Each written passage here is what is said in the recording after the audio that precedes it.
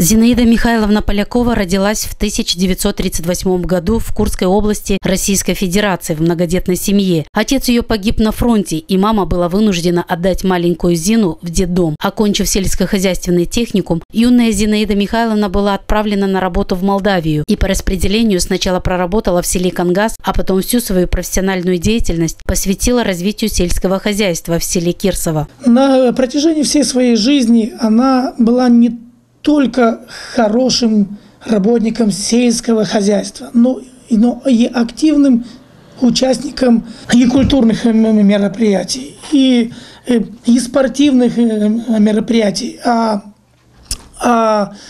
в последние годы она с большим энтузиазмом выезжала в воинские части. За такую активную работу Зинаида Полякова была удостоена ордена за трудовое отличие и награждена медалями «Победитель социалистического соревнования» и «Знак почета». Но кроме своей профессиональной деятельности, Зинаида Михайловна была на острие всего происходящего не только в селе, но и за его пределами общественных событий. Что я могу сказать про нашу любимую соседку Зинаиду Михайловну Полякову? Я ее знаю с очень хорошей стороны. На таких людей надо всем нам равняться, брать с нее пример.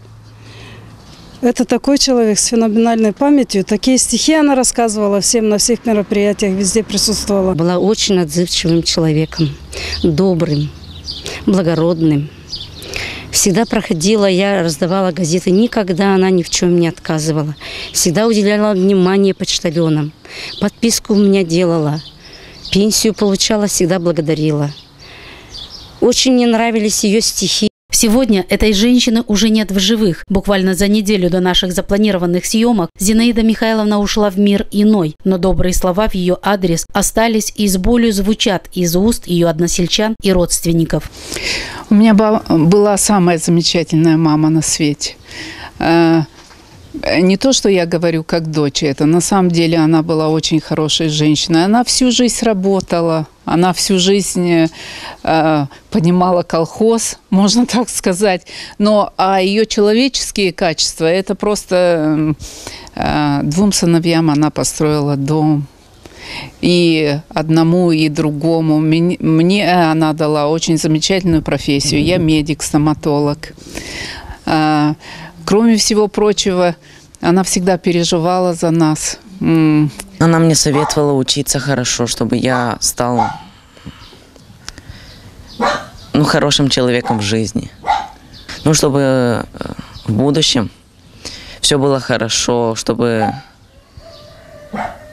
следовал по ее стопам, можно так сказать. Зинаида Михайловна Полякова – это пример для подражания, пример того, каким должен быть настоящий человек. В общественной жизни села Кирсово она, несомненно, сыграла важную, ощутимую роль как для односельчан, так и для подрастающего поколения нашего южного края. Мы работящий, маленький народ, работали всегда, не вытирая пот. Все вместе построили наше село и башкою назвали его. Долго-долго мы трудились, чтобы у нас все получилось.